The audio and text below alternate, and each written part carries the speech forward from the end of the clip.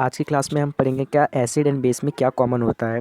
इससे पहले हमने पढ़ा था क्या एसिड की क्या प्रॉपर्टी होती है। एसिड सोर इन टेस्ट होता है and bitter base bitter in taste होता है। ये देखिए, इससे पिछली क्लास में हमने पढ़ा था कि एसिड का जो टेस्ट होता है वो सोर होता है एंड बेस का टेस्ट बिटर होता है।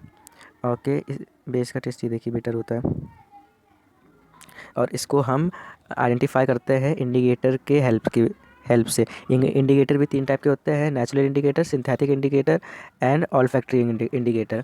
तो मैंने आपको फर्स्ट वीडियो में सारे बता दिया है, आप जाके देख सकते हैं।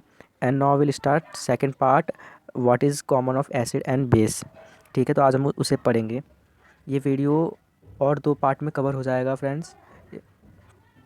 तो चलिए स्टार्ट करते हैं आज का टॉपिक। इससे पहले मैंने आपको एक क्वेश्चन बोला था करने के लिए, अगर आपसे ना हुआ तो चलिए इसका आंसर देखते हैं। पूछा है why should curd and sour substance can not kept in brass and copper. अगर आपने फर्स्ट वीडियो अच्छे से देखा होगा, समझा होगा, तो इसका आंसर आपको पता होगा। तो चलिए मैं भी आपको फिर से बता देता हूँ, अपना और आंसर मेरा मैच करिएगा। ठीक है, हम एसिड वो किसी भी सोर सब्सटेंस या फिर कर्ड भी थोड़ा सा कड़वा होता है, वो भी हल्का एसिड कंटेन करता है, आपको पता होगा दही। तो किसी भी वो कॉपर वैसल एक मेटल है। तो कि मेटल जब एसिड के साथ रिएक्ट करता है तो क्या करता है, सॉल्ट एंड हाइड्रोजन गैस बनाता है। ठीक है, तो वही कर्ड अगर हम अचार भी रख दें कॉपर के वेसल में, तो वो उसके साथ रिएक्ट करके एक सॉल्ट एंड हाइड्रोजन बनाएगा जो हमारे फूड को पॉइजनस मेटल को पॉइजनस बना देगा, जिससे हमारा फूड पॉइजनस होगा और उसे हम ईट नहीं कर सकते, वो हमारे लिए हार्मफुल भी हो सकता है। तो इसका आंसर हो गया। एंड देखते हैं second, which gas is liberated when an acid react with metal. कौन सा गैस लिबरेट होता है, कौन सा गैस निकलता है जब एसिड मेटल के साथ रिएक्ट करता है? तो आपने सही बोला, हाइड्रोजन गैस निकलता है। हाँ, illustrate with example, how will you test for the presence of the gas. मैंने आपको फर्स्ट पार्ट में बताया था कि हाइड्रोजन गैस के पास कोई भी बर्निंग चीज़ ले जाए या फिर कैंडल ले जाए, वो पॉप साउंड के साथ बर्न करेगा। तो हम हाइड्रोजन का पता पॉप साउंड से लगाते हैं। तो जब हाइड्रोजन गैस के पास वो कैंडल को जब जला के हम हाइड्रोजन के पास ले जाएंगे तो वो पॉप साउंड आवाज़ निकलेगा, तो हम हाइड्रोजन का पता लगा सकते हैं। एंड थर्ड देखते हैं, metal compound A react with dilute hydrochloric acid to produce effervescence. Effervescence जहाँ भी आ जाना तो वहाँ आप समझ जाएगा CO2 की बात हो रही है। ठीक है ना, कन्फ्यूज़ मत होना, इफरविसेंस CO2। कार्बोनेट कहीं आ जाए तो कार्बोनेट आ जाए तो वहाँ भी समझ आना CO2 ये आएगा इस इक्वेशन में कहीं ना कहीं। ठीक है, produce effervescence, the gas evolve extinguish a burning candle. Carbon dioxide का पता हम जब लगा सकते हैं, या किसी भी बर्निंग कैंडल या किसी बर्निंग की चीज़ के पास आप कार्बन डाइऑक्साइड को ले जाइएगा तो वो ना बुझ जाएगा। जब आग जलती है उसमें ऑक्सीजन डालेंगे तो वो आग और तेज़ हो जाती है, और उसमें कार्बन डाइऑक्साइड हम डालेंगे तो आग और कम हो जाती है, बुझ जाती है। तो ठीक है, right and balance chemical equation for the reaction, ये वाला पार्ट आपके लिए होमवर्क रहेगा। यहाँ से एक मिनट, ये वाला पार्ट आपके लिए होमवर्क रहेगा। ओके, यहाँ से ये जो पॉइंट है ना, राइट 10 से, अगर ना आए तो मुझे कमेंट में बता दीजिए, फिर मैं इसका भी आंसर लिख के दे दूंगा। आप अगर फर्स्ट चैप्टर के सारे पार्ट देख लिया एंड इस चैप्टर का फर्स्ट पार्ट देख लिया तो आपको आपके लिए बहुत इजी हो जाएगा। ठीक है, तो चलिए अब हम स्टार्ट करते हैं, एसिड एंड बेस में क्या कॉमन है। तो चलिए स्टार्ट करते हैं। हमने देखा कि सारे एक्टिविटी में जब एसिड मेटल के साथ रिएक्ट करता है तो हाइड्रोजन गैस प्रोड्यूस करता है, हाइड्रोजन गैस जनरेट करता है, प्रोड्यूस करता है, सेम बात है। तो तो हम दूसरे इस एक्टिविटी जो 2.8 है ना, इस एक्टिविटी के थ्रू हम पता लगाएंगे, ये देखेंगे कि हाइड्रोजन गैस सारे एसिड में कंटेन करता है या फिर नहीं। तो चलिए देखते हैं। एक्टिविटी 2.8 में बोल रहा है एक सॉल्यूशन में ग्लूकोज लेना है, अल्कोहल लेना है, एक एसिड लेना है एंड ठीक है, और फिर उसे एक ये सेटअप दिखा रहा है ना, ये सेटअप हमें तैयार करना है। इसमें हमें एसिड भी एक बार लेना है, एक बार ग्लूकोज लेना है एंड और एक बार अल्कोहल लेना है। ठीक है, तो हम देखेंगे क्या, जब एसिड में जाएगा ना तो ये बल्ब है ना ग्लो करेगा, ये बल्ब एसिड में ग्लो करेगा पर ग्लूकोज में ग्लो नहीं करेगा, ना ही अल्कोहल में करेगा ग्लो। तो चलिए क्यों नहीं करेगा वो देखते हैं हम। क्या लिखा है यहाँ पर, the bulb will start glowing in case of acid. ठीक है, और ग्लूकोज एंड अल्कोहल में वो ग्लो नहीं करेगा क्योंकि इलेक्ट्रिसिटी कंडक्ट नहीं कर सकता ग्लूकोज एंड अल्कोहल। एसिड ही क्यों करता है इलेक्ट्रिसिटी कंडक्ट, क्योंकि एसिड में आयंस होता है। आयंस पता है ना आपको, चार्ज पार्टिकल, आयंस होते हैं चार्ज पार्टिकल। ओके, तो एसिड H+ आयन कैरी करता है, H+ आयन, ठीक है ना, H+ आयन, और इसका एक और नाम भी होता है हाइड्रोनियम आयन। ओके, ठीक है, इसमें आप कंफ्यूज मत होना, हाइड्रोनियम आयन। ठीक है, hydronium ion, hydronium ion H3O। Okay, H3O plus होता है। और ये हो गया हमारा H प्लस आयन, ये शॉर्ट फॉर्म में ज़्यादातर लोग यही यूज़ करते हैं। ठीक है, तो एसिड जैसे हो गया कटायन एंड एनायन, ये कैरी करता है, ये रहा एग्जाम्पल दे रखा है। ठीक है, आप इसको याद कर लीजिएगा, कट गया सॉरी।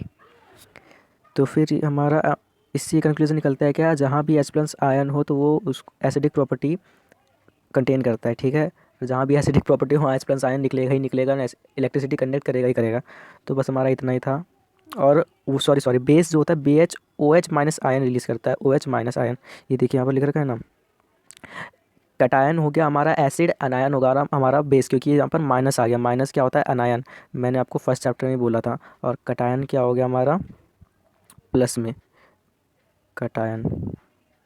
ठीक है ना, तो हो गया हमारा। अब देखते हैं दूसरा, व्हाट हैपन जब एसिड और बेस को हम वाटर सॉल्यूशन में डालेंगे तो फिर क्या होगा। तो एक्टिविटी 2.9 में हमें बताया है क्या, एक टेस्ट ट्यूब में हमें ड्राई NaCl ले लेना है। ठीक है, उसको डाल देना है उस टेस्ट ट्यूब में, और एक हमें कंसनट्रेटेड सल्फ्यूरिक एसिड लेना है। तो हम क्या एब्जॉर्ब करेंगे, ठीक है, वो देखते हैं अभी हम क्या एब्जॉर्ब करेंगे। एंड फिर एक गैस इवॉल्व होगा विद ड्राई एंड वेट। और एक और में हमें, एक और टेस्ट ट्यूब में हमें एक वेट जो मॉइस्ट होता है, तो हमें एक टेस्ट ट्यूब में वेट मतलब मॉइस्ट जो बोले गीला, हमें ब्लू लिटमस पेपर ले लेना है। और हमें पता है एसिड ब्लू को रेड में कन्वर्ट कर देता है। ठीक है, तो हमें इसका कंक्लूजन, इस ये एक्टिविटी हमें ये बताना चाह रहा है ना, जो एसिड होता है ना हमेशा H प्लस आयन वाटर में रिलीज़ करता है, वो कभी भी सेपरेटली आयन्स रिलीज़ नहीं कर सकता है एसिड। हाइड्रोजन आयन जो हमारा हो गया H प्लस आयन, वो हमेशा इसमें पानी में ही रिलीज़ करता है, क्योंकि हाइड्रोजन आयन जो है ना वो हाइड्रोजन मॉलिक्यूल आकर नहीं कर सकता सेपरेटली। ठीक है, वो एग्जिस्ट ही नहीं कर सकता, वो हमेशा वाटर के साथ कंबाइन होकर ही करता है।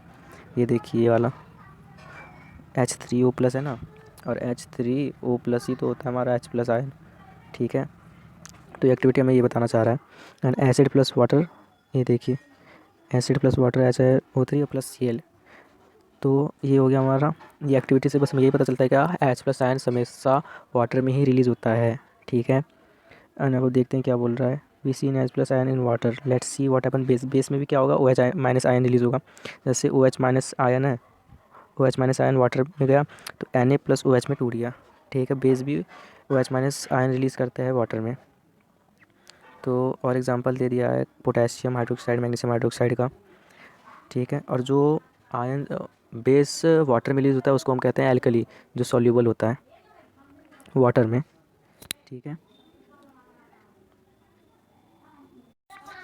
तो बस यही था। अब हम देखते हैं दूसरा।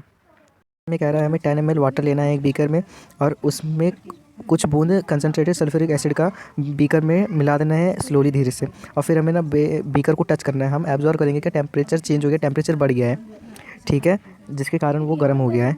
और ये कौन सा रिएक्शन है, ये कौन सा प्रोसेस है, आप बताइए, एक्सोथर्मिक है एंडोथर्मिक है, बताइए आप जल्दी बताइए। तो आपने सही बोला एक्सोथर्मिक है, क्योंकि इसमें हीट रिलीज़ हो रहा है, एब्जॉर्ब नहीं हो रहा है, रिलीज़ हो रहा है। तो ये हमारा एक्सोथर्मिक हो गया रिएक्शन। ठीक है, एक्सोथर्मिक को टिक कर दिया। तो फिर हमें क्या बोल रहा है, the process of dissolving acid और base water is highly exothermic. बोला था ना एक्सोथर्मिक रिएक्शन होता है, क्योंकि इसमें हीट रिलीज़ हो रहा है। केयर मस्ट, कहाँ गया भाई, care must be taken in mixing concentrated nitric sulphuric acid with water, the acid always added slowly water. हमें ना एसिड जो होता है ना, जैसे ये बीकर है और इसमें वाटर है, तो इसमें हमें ना कुछ बूंद बूंद करके एसिड डालना होगा, एसिड, ना कि इस बीकर में एसिड ले लिया है कंसनट्रेटेड और हमें बूंद बूंद बूंद करके वाटर डाल रहे हैं। ये ना बहुत ज़्यादा एक्सोथर्मिक होगा, और इसमें हमारा ये बीकर भी फट सकता है, और इसका जो ना स्प्लैश मतलब छींटा हमारे मुंह पे भी लग सकता है, जिससे बर्न हो जाए। एंड ये जो है ना, ये एसिड जब हम इसमें डालेंगे, ये प्रोसेस सही है, ये करेक्ट प्रोसेस है, पर इसमें हम एसिड धीरे धीरे डालेंगे ताकि ये भी ज़्यादा हीट रिलीज़ ना कर पाए। तो ये देखिए हमें आगे यही बोल रहा है, the water is added to concentrated acid, तो हीट जनरेट में काउज मिक्सर स्प्लैश मतलब छिलकना। ठीक है, एंड जिससे हमें बर्न हो सकता है और कंटेनर भी फट सकता है। ठीक है, तो हमें यही बोल रहा है इसमें। फिर बोल रहा है mixing acid with decrease the concentrated hydronium ion, जब हम एसिड में वाटर मिक्स करते हैं तो हमारा hydronium ion OH minus ion and H plus ion का कंसनट्रेशन कम हो जाता है।